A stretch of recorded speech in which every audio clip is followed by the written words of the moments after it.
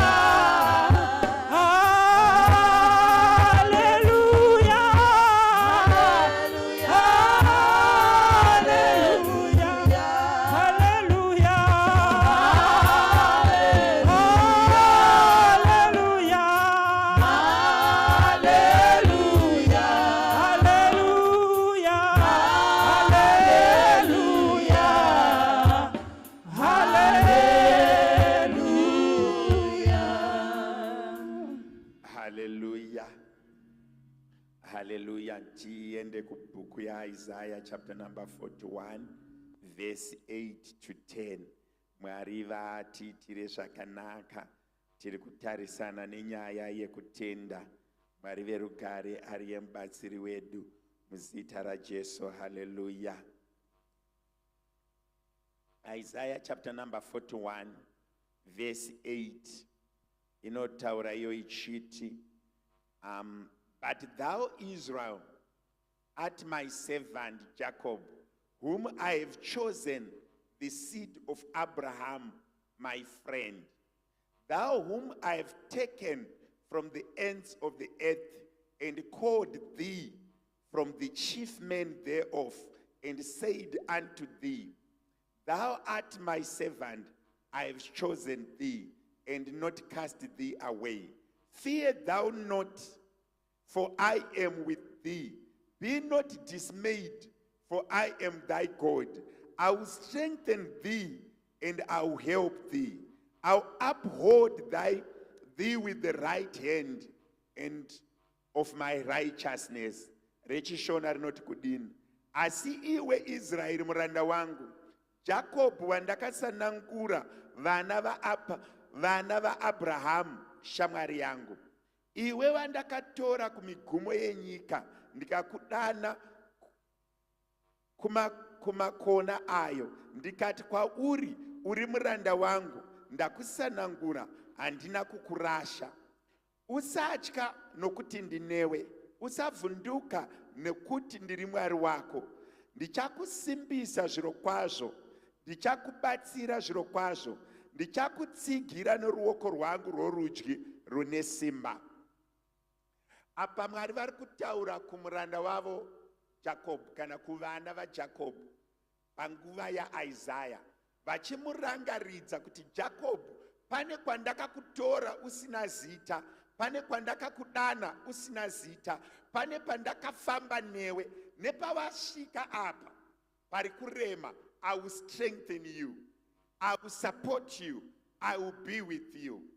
9 out of 10 Mwari vane tsika yekutidana totendeuka, we receive him as our savior and Messiah, then we walk the right journey. Zvinhu zvombofamba, zvomboendeka, wozosvika rimwe zuva paunotanga kusheka.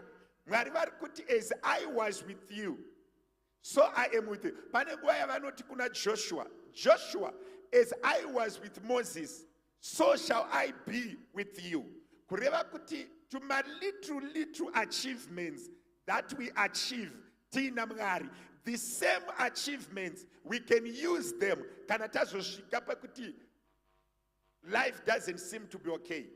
9 out of 10 upenyu hwedu hunofamba mamwe mafambiro, wozosvika rimwe zuva raunoti everything is closing up on me, everything does not want to make any meaning, and here I stand. Ndopari kunzi naMwari, I will strengthen thee. Ukaenda kuna Isaiah chapter number 40, yobva yazotaura ichiti, I will renew your strength like an eagle. Amen and amen. Kutenda is not faith unless you are shaken. Kutenda is not faith unless something goes wrong. Kana zvinhu zvese zvakanaka, the power of God is like something stored, it does not work. Pane nguva yekuti zvinhu zvinoshata, ndo panoshanda kutenda. Rudo, it's not there unless something shakes, then you see where love works. Amen and amen. Tinombosvika panguva yekunamata, titi Mwari wekudenga, we want to grow our faith that we are not scared of storms. We want to grow our faith that we are not scared of my circumstances, are not threatened. We shall stand. Amen and amen. Tinogonamatira unwavering faith. Kuti pazvinorema tinorangarira zvakaitwa naMwari, pazvinorema tinorangarira kwatakadanwa, pazvinorema tinorangarira kwatakacherwa, pazvinorema tinorangarira zvirwere zvakarapwa naMwari, pazvinorema tinorangarira zvatakaitirwa naMwari, pazvinorema tinorangarira vanakomana nevanasikana vatiinavo vataifanira kunge tisina, pazvinorema tinorangarira izwi raMwari rakambotisimudza in dark days. Timbodzokera pamberi paMwari titi Mwari wekudenga isai kutenda matiri, so that you renew our strength, you make our memory quick to remember what you have done for us in the past. Mwari wekudenga ngavadyare a mindset that quickly remembers who he is in times of difficulty. Tiende pamberi paMwari tinamate. Baba, ndinokutendai kuti muri Mwari. Ndinotenda nyasha dzenyu Mwari wekudenga, kuti simba renyu Mwari wekudenga rinotivimbisa, kuti imi muri Mwari in season and out of season, in good times and in bad times. Baba wangu muzita raJesu, masikati ano patauya kuzonamata Mwari, simbisai wokutenda kwedu Mwari. Tirangarire mashoko enyu kuna Isaiah, kuti Mwari wekudenga patinosvika panorwadza munorangarira kwamakatichera. Mwari wekudenga patinosvika panoda kuti tiratidze kutenda, patinosvika panoremerwa moyo yedu, patinosvika panoperera pfungwa dzedu, patinosvika panoperera kufunga kwedu Mwari, tirangarire kwamakabva nesu, tirangarire zvamakabata, tirangarire pamakatidaritsa, tirangarire zvamakambotigonesa, tirangarire zvamakambotiitira, tirangarire kuti iyemi Mwari makatirangarira mukatitora kumakomo, vamwe vedu mukatichera kwakatanga tiri, vamwe vedu mukatisvimudza kwatairarama kwanga kwakaoma, mukatisvitsa patasvika. Baba vangu nezita raJesu, tirangarire kuti ruoko rwenyu rwerudyi runotisimbisa, tirangarire kuti Mwari wekudenga makatirangarira tisati takuzivai, vamwe vedu mukatida Mwari wekudenga takazara muzvivi, vamwe vedu mukatirangarira pahutera, vamwe vedu mukatichera pamisodzi. Baba, ndiri kunamata nezita raJesu, isai kusatya kwatiri Mwari, tirangarire kuti tina Mwari vakatirangarira vakatichera, vamwe vakatipa dzimba, vamwe vakatipa vana, vamwe vakatiisa mumamarriages, vamwe vakatipa mabasa, vamwe vakatisanangura tisingakodzeri. Baba vangu nezita raJesu, iyemi Mwari makatanga basa rakanaka matiri, munoripedzisa. Iyemi Mwari vakatanga chakanaka matiri, munochipedzisa, nekuti muri Mwari vasingavarayirwe, muri Mwari vasingarare hope, muri Mwari vanopindura. Muranda wenyu Elijah anotaura paMount Carmel, achitaura nevaprofita vaBhaari, akati danai kuna Mwari wenyu zvichida akashanya, akati danai kuna Mwari wenyu zvichida akarara. Isu tinonamata Mwari vasingarare hope, tinonamata Mwari vasingashanye, tinonamata Mwari vasingavarayirwe, tinonamata Mwari vasingakanganwe. Baba, tinokutendai nezita raJesu, kutenda kwedu ngakurege kuremerwa nemasituations, kutenda kwedu ngakurege kukanganiswa Mwari nezvinowira vana vevanhu. Tizive kuti muri Mwari, tizive kuti muri Mwari, tizive kuti makatendeka, chamakataura chinozadziswa, chamakaprofita chinobatika, chamakanongedzera chinooneka, chamakasimudza chiparadzwi nevana vevanhu kana nemhepo dzenyika ino. Baba vangu kudzwai masikati ano, Baba vangu remekedzwai masikati ano. Ndiri kunamata kuti kutenda kwedu Mwari kusimbiswe nemi Mwari, tizive kuti imi Mwari ndimi makatanga basa, tizive kuti imi Mwari ndimi matichengeta. Makatendera vaIsraeri Mwari kudarika nepaRed Sea, mukatendera vaIsraeri Mwari kuteerwa nevaIjipita, but imi Mwari muchiziva kuti kunyangwe vaIjipita vakateera, imi Mwari munezwira makataura, kunyangwe Red Sea ikadira, asi imi Mwari makati vanhu ngavaende kuKenani. Baba, ndiri kunamata nezita raJesu, kutenda kwedu ngakurege kushishidzirwa nevaIjipita, kutenda kwedu ngakurege kushishidzirwa neRed Sea, kutenda kwedu ngakurege kushekwa nemvura iri kumberi kana nevari kumashure vari kuteera. Tizive kuti makatichera kugomo, makatichera kusango, makatidana Mwari, makatirangarira Mwari. Baba ndiri kunamata nekuti muri Mwari. Baba ndiri kunyengetera nekuti muri Mwari. Imi Mwari wekudenga mataura zvakanaka kuna Isaiah. Mukati, to those who wait upon the Lord, to those who seek the face of the Lord, to those who seek the face of the Lord, they shall be renewed.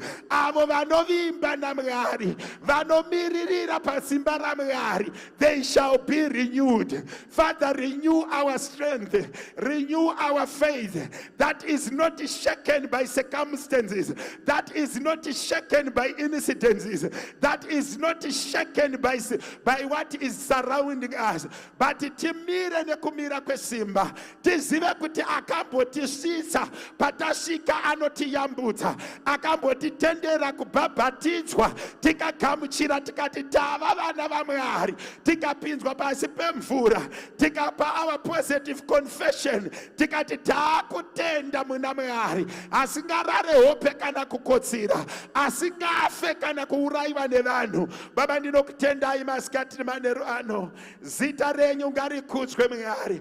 Ndiri kutenda kwamuri Mwari wekudenga masikati manheru ano nezita raJesu. Baba vangu makatanga basa, ndimi makatipa dzimba dzatinadzo, ndimi makatipa vana vatinavo, ndimi makatipa mabasa atinavo, ndimi makatipa mamarriages atinavo, ndimi makatipa patasvika. Baba vangu nezita raJesu ndinovimba nemi Mwari kuti vana vamakatipa ndimi makatanga basa, muchavasvinurira kusvika pakukura, muchavachengeta kusvika pakukura. Zviri zvakavatenderedza ngazvirege kutirovesa hana, ngazvirege kusheka kutenda kwedu Mwari. Ndinotenda for each and every child, ndinotenda for each and every blessing that you have put upon ourselves, kuti chamakatipa Mwari chinorarama.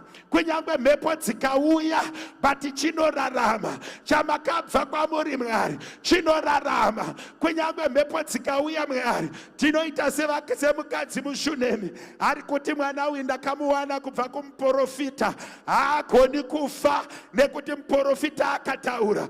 Baba, zvatinazvo Mwari, zvatakawana takumbira kwamuri, ngazvirege kufa Mwari. Tinotenda kunemi Mwari wekudenga, tinotenda kunemi Mwari venyasha. Kutenda kwedu kuri pamuri, simba redu riri pamuri, moyo yedu iri pamuri, kuziva kwedu kuri pamuri, nyasha dzese takatarisira pamuri. Baba vangu nezita raJesu, Mweya Mutsvene nezita raJesu, tasimudza meso edu Mwari. We wait upon you. We wait upon the throne of grace. We believe and we trust that you have called us upon unto grace to multiply and to increase, to have power and dominion. Baba, muzita raJesu ndinonamata kunemi Mwari vakatendeka. Zita renyu ngarikudzwe Mwari, zita renyu ngariremekedzwe, zita renyu ngaribatwe neutsvene muzita raJesu. Thank you, Jesus. Hallelujah. Ndoda kuti mwe munhu atange kutenda kuti your strength will be renewed, your energy will be renewed. Chakatangwa naMwari muupenyu hwako, tendera Mwari kuchipedzisa.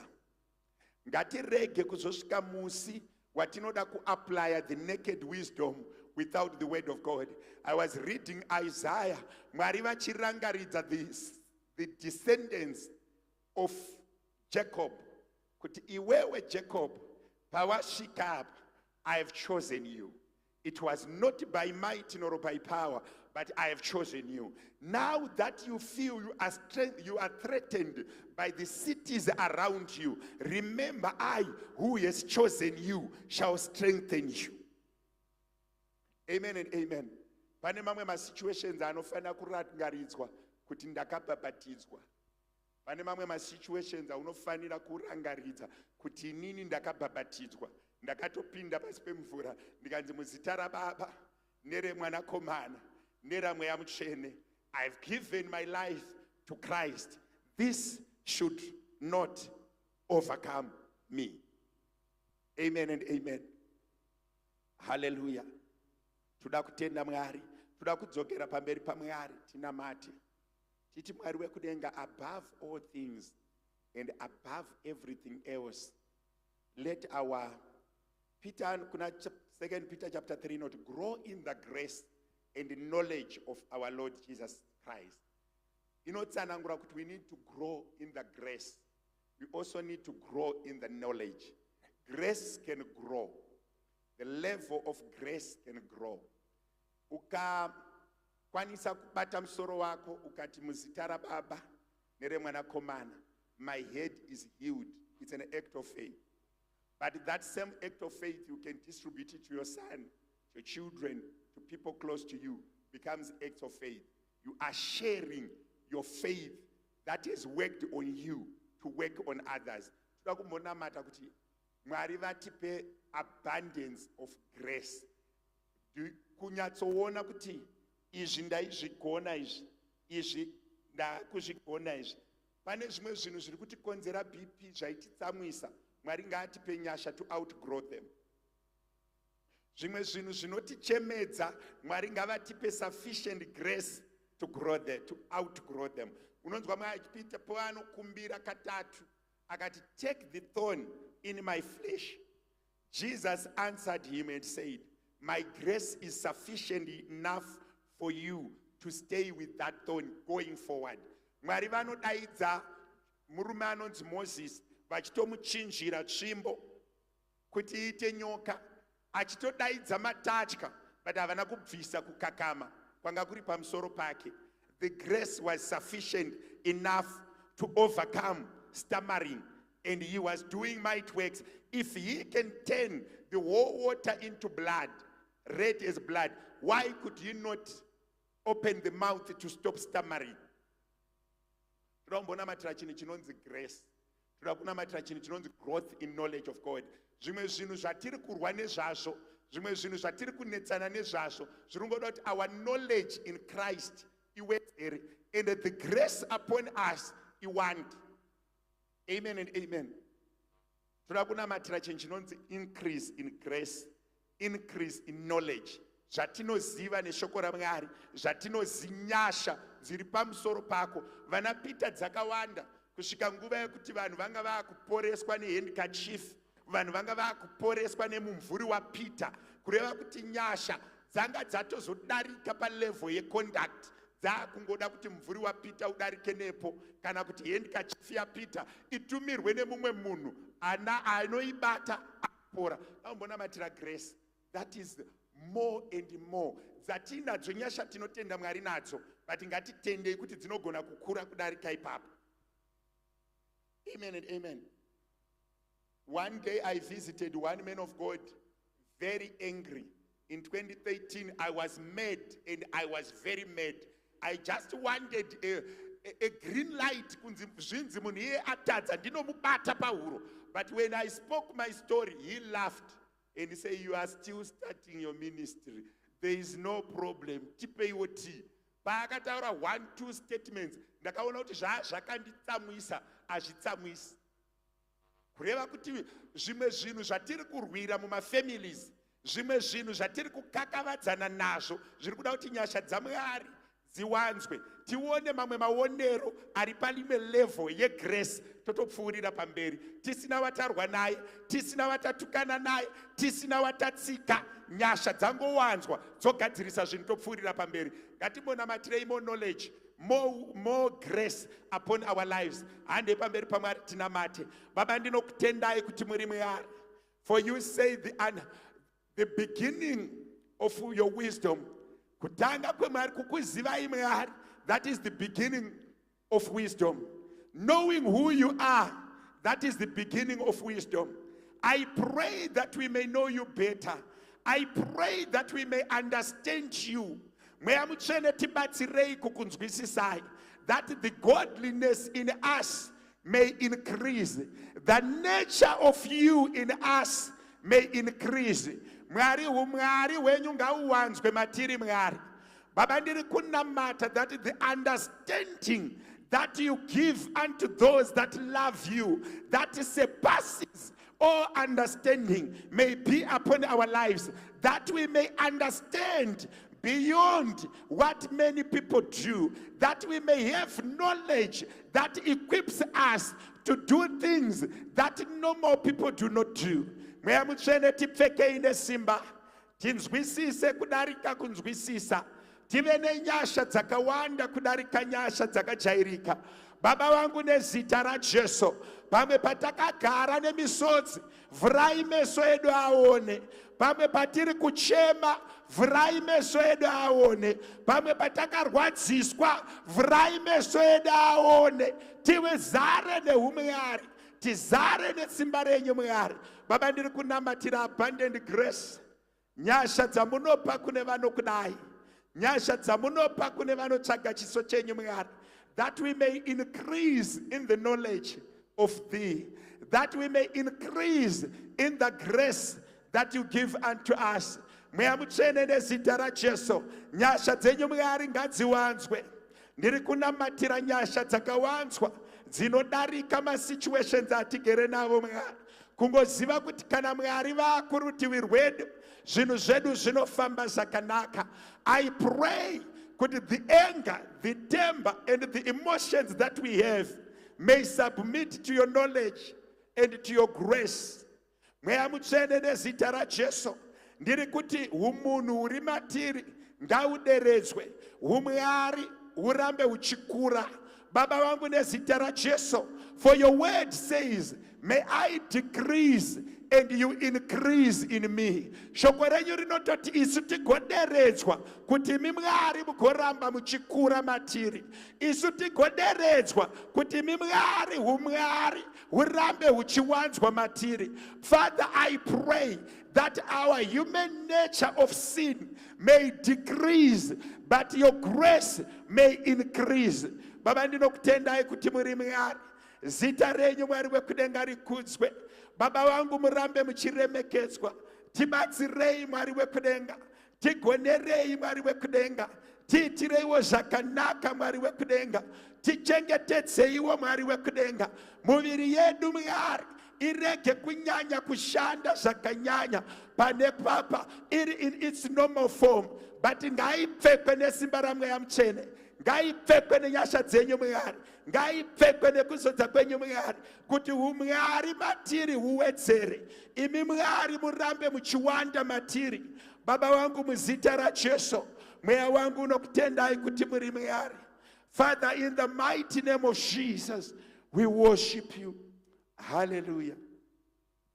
What happens when the word of God increases in you? It also controls your decision making. You make decisions depending on the information you have. So if the word of God increases in you, it means when you make decisions, it controls your decision making. When the word of God is abundant in you, it determines what you're going to say, when are you going to say it, and how do you say it. So we need to have the knowledge of God to increase. Grace help us to fight battles. Grace help us to fight battles. Several times I've attended domestic violence, and several times I've been promised kuti mukauya mucharohwa. One day I went to one of the incidences. Ndina mai mufundisi, munhu akatora kapu akaipwanyira pasi, kuroti aifana kutema isusu, but nyasha dzakatigonerawo kuti iroverwe pasi isati teme. Kureva kuti kana tikakumbira nyasha dzaMwari nekurevesa, mimwe miseve yaifana kuuya pamiviri yedu, Mwari anotiisa chiremera kuti irege kutisvika. Amen and amen. So grace of God is more important upon us. And tatoudzwa kuti musauye nafadza vanogona kurohwa. Ingouya mega mama pamwe munganyaro. Ndikati ini ndini mufundisi. I'm going there. Kana ndarohwa, kana Mwari vandichengetedza, vandichengetedza. Toda kungosvika panguva yekuti tirambe tichinamata kuti Mwari ngavaise more grace in us. Faith that we have in us must attract grace, must attract favor ya Mwari. Kuti pamwe pacho paifana kutukanwa, parege kutukanwa.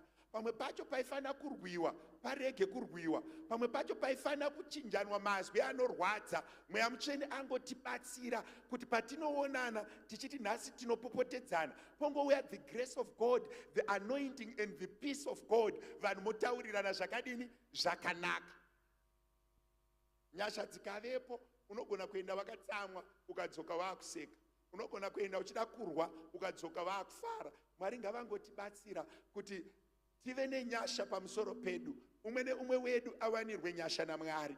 Amen and amen. Ndoda kuverenga kuna 1 Corinthians chapter number 14 verse 20. Mwari vatibatsire ipapo. 1 Corinthians chapter number 14 verse 20. Mwari vatibatsire.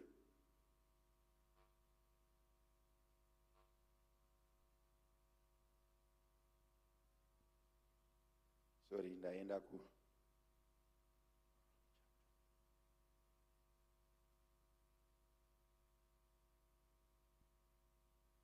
Hallelujah. You know, brethren, be not children in understanding. Howbeit in malice, but be ye children in the understanding. And but in understanding be men. Hama dzangu, musava vana pakuziva, asi muve vacheche pane zvakaipa, asi pakuziva muve vakuru. Iri kuedza kutsanangura kuti when it comes to understanding and knowledge, we must be men. But when it comes to sin, we must be children. Kureva kuti our understanding of sin must be as little as possible, if not new. But understanding yezvimwe zvese ikure. What is only encouraging, aitaura kuchurch pakanga paakutaurwa nendimi, pachitaurwa chiprofita, vanhu vachinetsana nenyaya yechiprofita nenyaya yendimi. Ndopaari kunzi kana dzaanyaya dzezvivi, vaise vachechi. Kana dzaanyaya dzeruzivo, be like adults.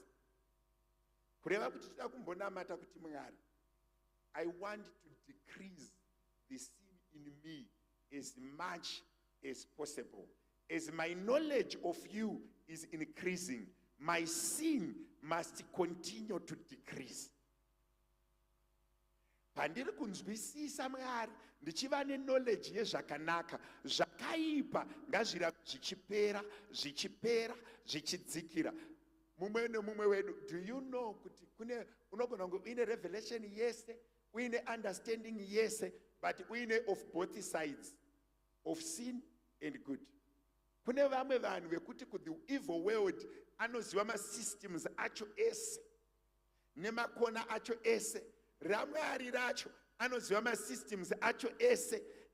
So da kumbonamata kuti the systems of this world and the systems, the room for sin, let it decrease, and the understanding of good knowledge continue to increase.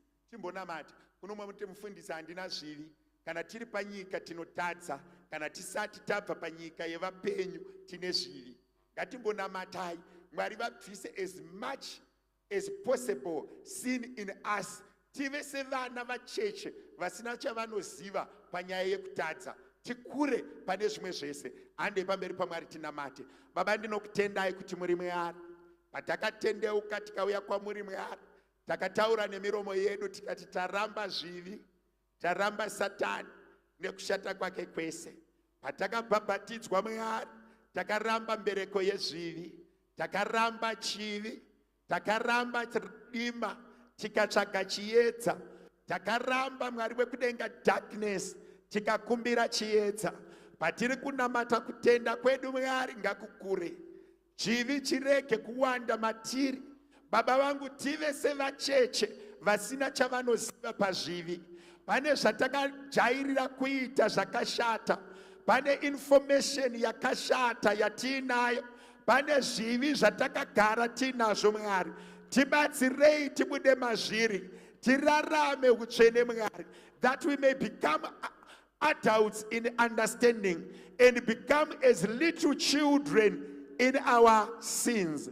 Baba wangu, muzita raJesu ndiri kuramba Mwari wekudenga ruzivo rwezvivi, ruzivo rwezvakaipa. Baba vangu nezita raJesu, matiri tivharireiwo masuo einformation yakaipa, tivharireiwo masuo ezvivi Mwari, tivharireiwo masuo ezvivi Mwari. Shoko renyu rinototaura zvakanaka rikati, do not be gather pane vanotaura zvakaipa.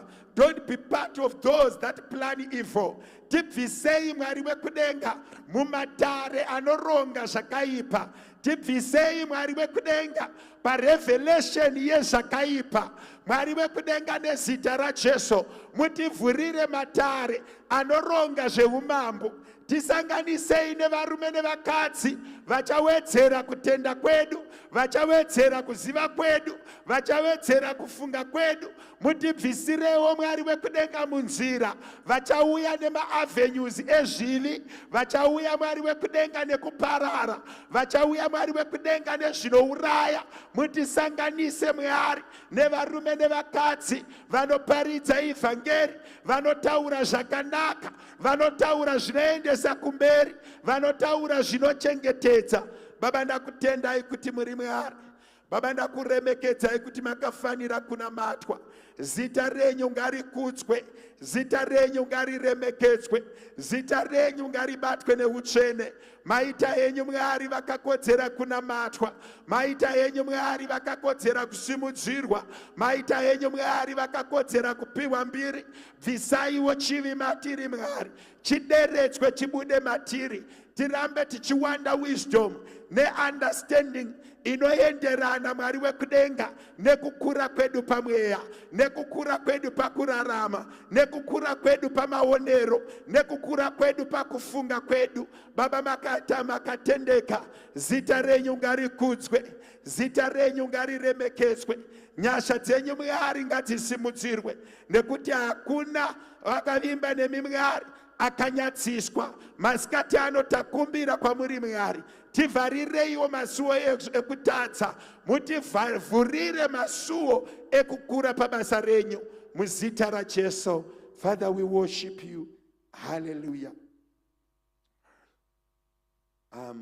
Shoko raMwari rinoti hakuna anouya kuna Baba, Baba vasina kumuswededza kwandiri. Unotonzwa Bhaibheri richiti vese vakatendeuka, nesu tese takamira panavo. Some of us, we were brought up muma systems anga aine structures aidzidzisa shoko raMwari. Vamwe vakakudzwa muma systems anga asina structure inotaura zveshoko raMwari, but Mwari vakavatsanangura. Kwatakakurira kumusha kwakusina Sunday school. There was no Sunday school. Yaingova one service, one pastor. Patakakura uchingonotanga form 1, waibva watoenda kuyouth, unosangana nemunhu ane 35 matofanana. There was no protection, there was no guidance. Vaifamba nababa ivavo vane 32, iwewe uine 12, muchienda mese kuyouth. Kureva kuti ngatimbonamatirei vana vedu, ngatizvinamatirei kuti kutenda kwedu kurege kunyanya kubatirira pa-administration, kubatirire pa-grace. Whatever we do, administration is perfect, administration is needed, administration is effective, but in order kuti iitwe in grace. Matazwa ndikuedza tsanangura. Zvakafanana nechikoro. We cannot run away from education. We need education. Kubva mwana achitanga kuprimary, kucreche, kusecondary, tinovaitisa homework, tinovapa nguva dzekurara, tinovamutsa, tinoita make sure kuti tasecha mabhegi, hamuna madrugs, hamuna chii. But pakuzopedzisira kwazvo zvese, we still need to pray for them. We still need to make sure that they are under grace. As much as we thank Baba Nyabadza ne-effort yavari kuisa ku Sunday school, ne-effort iri kuiswa kuma teenagers, ne-effort yatiri kuisa kwatiri, we need grace. Haugoni kugara nefoni yespouse yako ukafunga kuti wamurambidza kuita zvakaipa. You need grace. You can hack the phone, you can trap the bank account, you can even put surveillance cameras in the car. but kana nyasha dzisipo, it's all done in vain. We need to pray. Ngatinamatire vana vedu, ngatinamatire isusu kuti Mwari pama systems ari panyika, they are not sufficient to keep our faith and to grow our faith. Give us grace. The systems, we need them.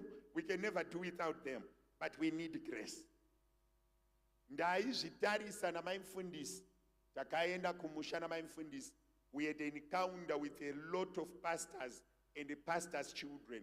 Unonyatsaona kuti mwana akarerwa namufundisi, mumba mamufundisi, ari mwana wamufundisi, munonamatwa makuseni, masikati nemanheru. Inenge iri ndururani kudarika mwana wechidhakwa chinoti baba namai vese vanomwa, vanoputa, vanoita zvese zvese, but mwana iyeye anenge aine unhu hwakanaka kudarika arerwa namufundisi, achibhabhatidzwa, achigara panyasha, achidya mari yealtar, achitodya mission house, but inenge iri ndururani. Kureva kuti nyasha, environment is not perfect on its own kana isina grace. Manzwaza ndikuwedzotsanangura kureva kuti vana vangu inini, they are not safe.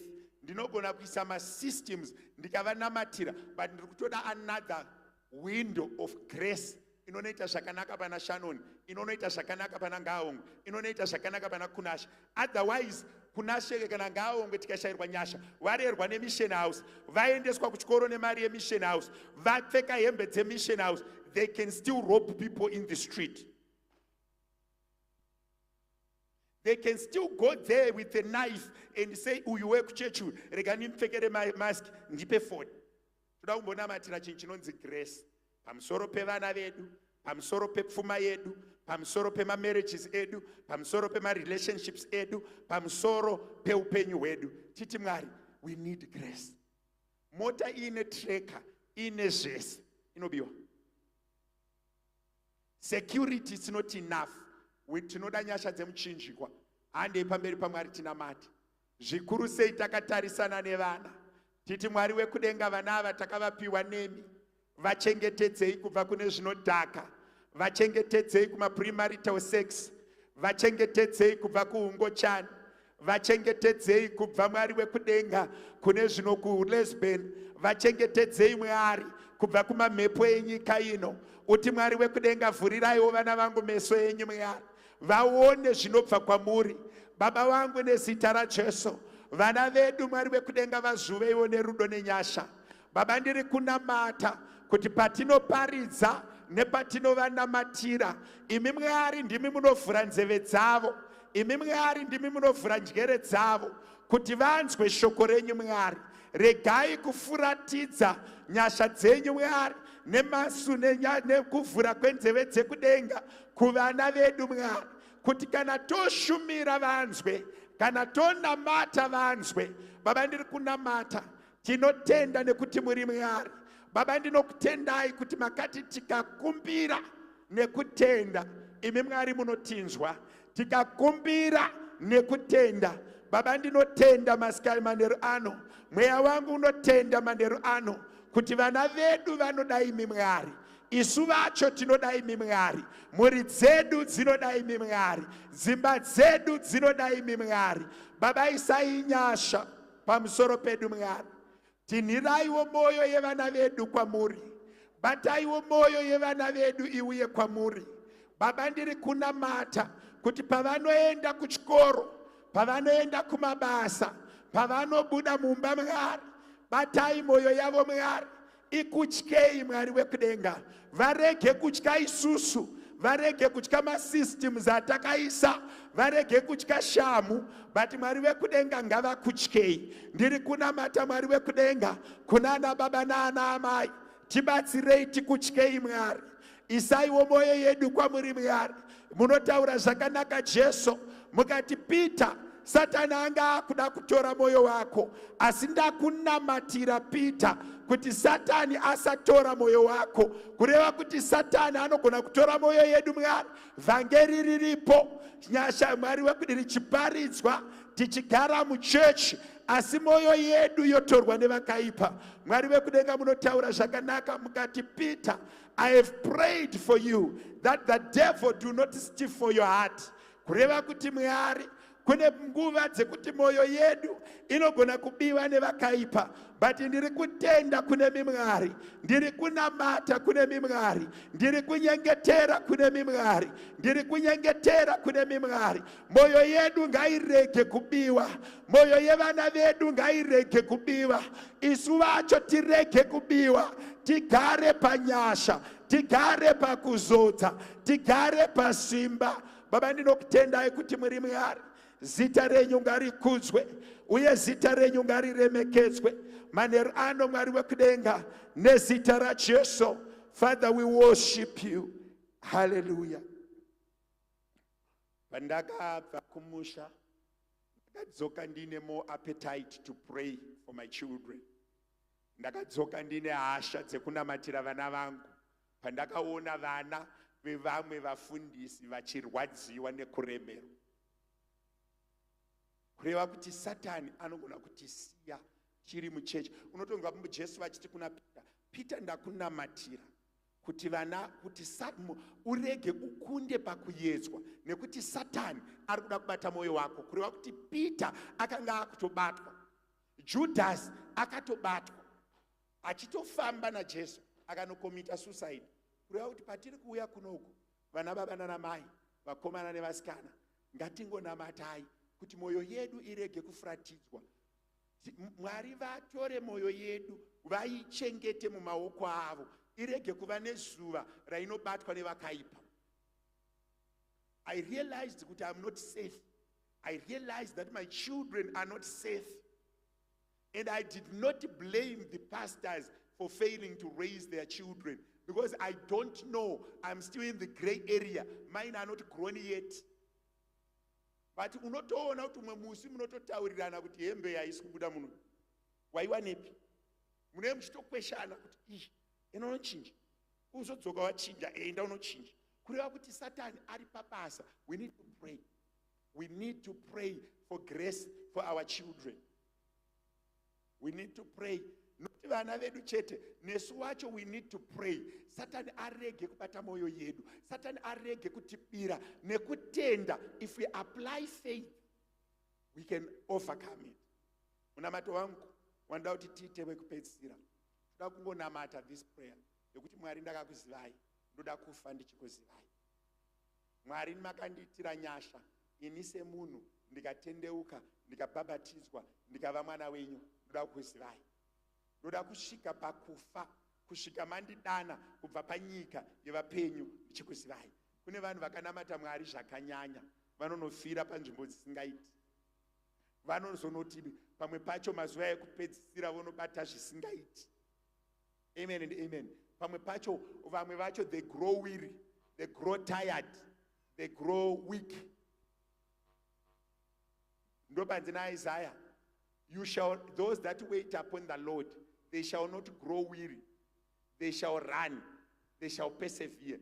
Raungonamata, nzira yekunamata inorwadza, nzira yekunamata ine matombo, nzira yekunamata ine temptations, nzira yekunamata ine heartbreaks, nzira yekunamata ine challenges.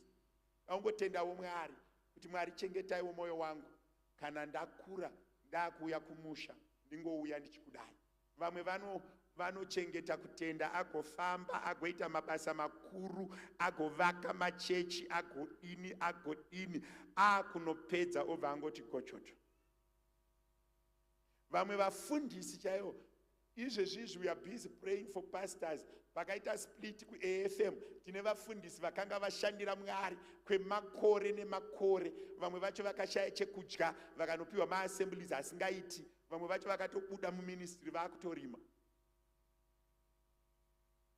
Sunday haachatonamati, akarwadziswa nevanhu. Zvaaitarisira zvakaramba.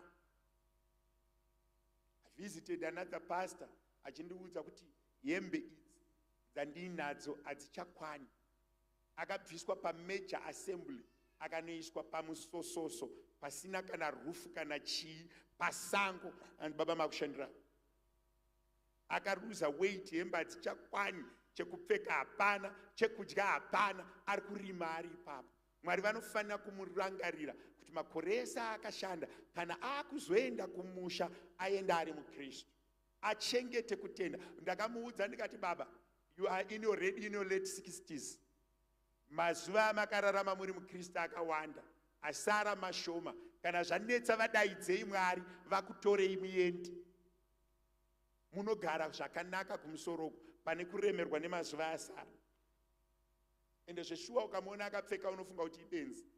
Trauzi rine rakasungwa rasungwazve, sheti inenge yakasungwa yasungwazve, penyu hwakaoma. Patinopfuura napo mukutenda pakaoma. When uzonzwapo achiti ndakachengeta kutenda, akarohwa 41 less strokes po. Akafamba rwendo rwese nechikepe for a year ari musungwa, maoko aine cheni, makumbo aine cheni, ari muchikepe.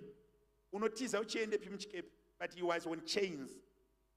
Ndoba ari kuzonyorera Timothy, oti cheni dzakagara maoko angu, cheni dzakagara makumbo angu, musana wangu wakarohwa, ndakasvipirwa mate, ndikarambwa nenyika. But Timothy, ndachengeta kutenda, ndarwa kurwa kwakanaka, ndakuenda. Peter anoti musandirovere musoro mudenga, makumbo pasi. Ndiroverei musoro pasi, makumbo mudenga, asina chivi chaaita. But aiti ndiroverei ndisafanana na Kristu, kuti pandiri kuenda ndinosangana naye, haana kuramba Jesu. Nyaya yemuchinjikwa iri patoda kumbokumbira, pamwe patichapfuura napo pakufamba, panoda kuti kutenda kwedu kuye above normal, so that we keep the faith. Chingonamata munamato wekupesira kuti Mwari wekudenga, gore rino ra2025 richitanga, ndiwanirewo nyasha ndigorega kusiya kutenda.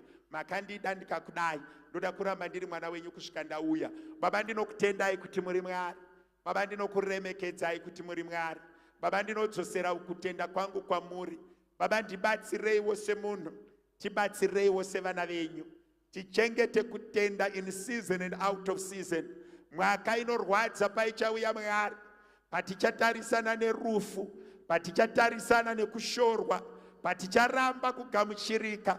Pamwe pacho Mwari wekudenga, makataura imi Jesu muri panyika, mukati wacho vandakavinga ndo vakandiramba, asi makaramba makachengeta kutenda. Baba, tibatsirei kuchengeta kutenda. Vana vatiri kurera pamwe vachatirwadzisa, pamwe muviri ucharwadziwa, pamwe pfuma yatinayo inogona kupera. Mwari wekudenga, tibatsirei tichengete kutenda. Baba wangu, tibatsirei tichengete kutenda. Baba, ndinonamata, tibatsirei tichengete kutenda. Pamwe kurohwa kuchauya, pamwe kupomerwa kuchauya, pamwe nyama icharwadza, asi Mwari tibatsirei kuchengeta. Kana zvichibvira Mwari, tibvisirei mazuva anorwadza, tigorega kurasa kutenda. Kuti Baba vangu, patakakuzivai, tichengete kutenda kusvika tauya kwamuri. Tichengete zita renyu kurine utsvene kusvika kwauya kwamuri. Baba vangu, nezita raJesu, isaiwo nyasha dzavakaisa pana Jobu. Anonzi nemudzimai wake, tuka Mwari ugofa, akati handituke Mwari wangu. Baba, nezita raJesu, ndiri kunamata kuti tishaiwe zuva ratichazokutukai, tishaiwe zuva ratichazopupura nemiromo yedu kuti hakuna Mwari, tishaiwe zuva ratichazvidza zita renyu Mwari. Baba vangu, nezita raJesu, ndiri kunamata kuti muri Mwari. Tibatsirei tichengete kutenda, kuti pamunouya hwamanda ichirira Mwari, tigosangana nemi. Mwoyo yedu inoda Mwari kuzonoimba hosana, hosana, hosana, hosana, tiri pachigaro chenyasha. Baba wangu, nezita raJesu, ndiri kunamata kune Mwari, ndiri kunyengetera kune Mwari. Tibatsirei Mwari wekudenga, nyasha dzenyu Mwari dzitiitire zvakanaka. Tirege kurasa kutenda, tirege kurasa chaMwari wekudenga, tariro yamakaisa matiri. Baba, ndinokutendai. Baba, ndinokupai mbiri. Zita renyu rikudzwe, nyasha dzenyu Mwari wekudenga dzionekwe muzita raJesu. Haleluya. Simudza maoko ako kuna She. Baba, ndinokutendai kuti muri Mwari. Moyo yedu inokudai. tauya kuzonamata nekuti tinokudai, tauya kuzomira pamberi penyu nekuti tinokudai. Takabva kwamuri Mwari, tiri basa remaoko enyu. Tinzweiwo pakukumbira kwedu Mwari. Tine zvatakumbira, tine zvatisina, zvamunoziva kuti tinoda uye zvakatinakira. Tipeisa Mwari wedu. Baba, pataakuenda kumba, tibvisirei kurwadziwa nemuviri, kunyanya kuneta kana kupererwa. Tirambe tichipfuurira pamberi, tichizadzikisa mazuva atakavimbisana nemi Mwari, kuti tichamatsaura tichitsvaga chiso chenyu. Tibvisireiwo mazuva anorwadza, tibvisireiwo zvinokanganisa kutenda. Tirambe takamira pamberi penyu, in season and out of season. Muzita raJesu, amen. Tasununguka zvakare kunodya, tosangana manheru tichinamata Mwari verugare ari mubatsiri wedu, zvichitiitira zvakanaka. Zita raJehovha